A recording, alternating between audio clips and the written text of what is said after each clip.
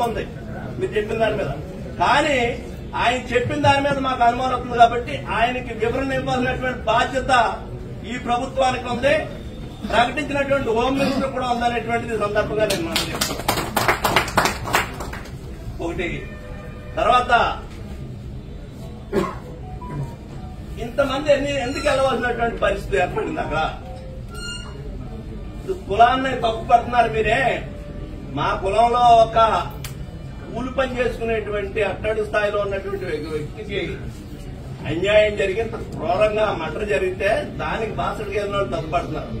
మేము వెళ్లేంత వరకు మీరందరూ ఏం చేస్తున్నారు? ప్రభుత్వమే కాదు, మీరు చెప్పినటువంటి సామాజిక వర్గం ఎవరిని వెళ్ళి అక్కడ ఎదురు పాల్గొనించారు, వాళ్ళకి మద్దతు ఏమని చెప్పారా? మీరు చెప్పరు.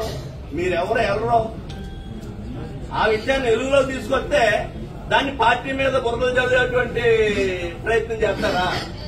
ఈ రాష్ట్రంలో ఎవరన్నా 180% గుర్తుపెట్టుకున్న 180% ఏదో ఒక పార్టీకి రాజకీయ పార్టీతోటి సంబంధాలు లేనటువంటి వాళ్ళు ఎవరున్నారు? అది తెలుగుదేశం కావచ్చు, వైఎస్ఆర్ పార్టీ కావచ్చు, జనసేన కావచ్చు, లేకపోతే ఇంకో కాంగ్రెస్ పార్టీ కావచ్చు, ఇంకోటి కావచ్చు, ఏదో పార్టీకి సంబంధించినటువంటి వ్యక్తులే.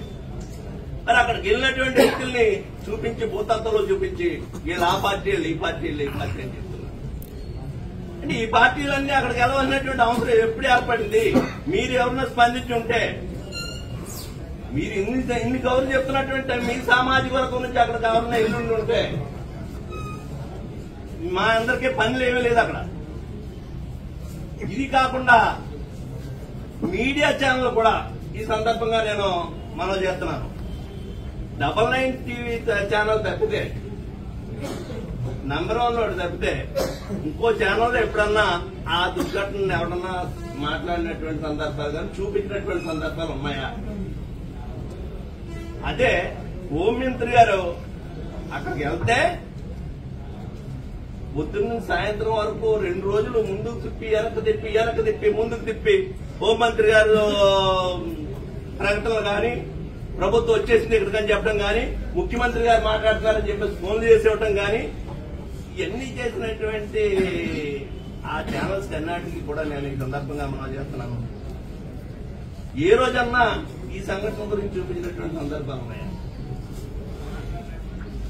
అంటే కులతత్వం అంటున్నారు, కులతత్వం కులం అంటున్నారు. ఎవరికున్నారు కులం అనేటువంటిది? ఎందుకు ఇవన్నీ తీసుకొస్తున్నారో?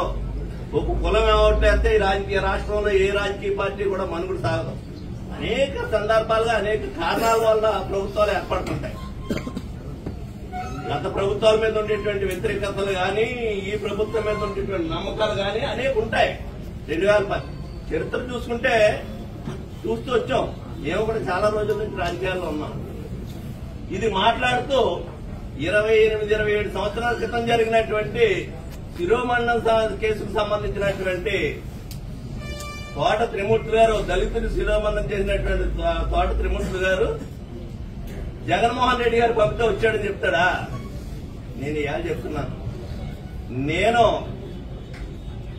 నాకు జన్మ తరహా నేను పుట్టింది కాపు కులంలో పుట్టాను. నేను చనిపోయింది కాపు కులంగానే చనిపోతాను. అంతే చెప్తే పార్టీలు అనేటువంటి నా అవసరం కోసం, మీ అవసరం కోసం వస్తుంటాయి, వెళ్తుంటాయి, మారుతుంటాయి. ఈవేళ పార్టీల గురించి మాట్లాడేటువంటి పరిస్థితి మీరు మాట్లాడి దాన్ని జగన్మోహన్ రెడ్డి గారు పంపారని చెప్తాం అనేటువంటిది అది మీ విజ్ఞత, మీ దిగజారుతారని కదా నిదర్శనం. చాలా తప్పు ఇది. దయచేసి మీరు చెప్పినటువంటి దాన్ని మాత్రం నేను ఖచ్చితంగా పరిగణలో తీసుకున్నాను. మీరేదైతే ఒక సీనియర్ అధికారిగా, అది పోలీస్ అధికారిగా చెప్పినటువంటి మాటలు ఏవైతే ఉన్నాయో అవి మాకు అందరికీ కూడా అనుమానం కలిగిస్తున్నాయి. మీరు మాట్లాడినటువంటి చట్టాల మీద దీనికి ఏమైనా చట్టం చేశారా, జీవో చేశారా, ప్రభుత్వ సొమ్ము ఎవడ బాబు సొమ్ము ఇస్తున్నారని చెప్పేసి మీరు అడిగినటువంటి దానికి మాకు అనుమానం వస్తున్నాయి. మా అందరి యొక్క అనుమానాలని కూడా నివృత్తి చేయవలసినటువంటి బాధ్యత ఈవేళ ప్రభుత్వం మీద ఉందనేటువంటి కూడా మేము ఈ సందర్భంగా మీకు మనవి చేస్తూ, అయ్యా వెంకటేశ్వర గారు మీరు మంచి సలహా ఇచ్చారు. తప్పకుండా మీరు ఇచ్చినటువంటి సలహా మేరకు నేను దీని మీద జీవోలు ఇచ్చారో లేదా అనేటువంటిది మీకు ప్రభుత్వాన్ని చెప్పాలనేటువంటిది మేము డిమాండ్ చేస్తున్నాం. మరి ఇటువంటి విధంగా ఈ సమాజంలో ఒక కులం ఓటుతోటి ఏ ప్రభుత్వాలు అధికారంలోకి రాలేవు.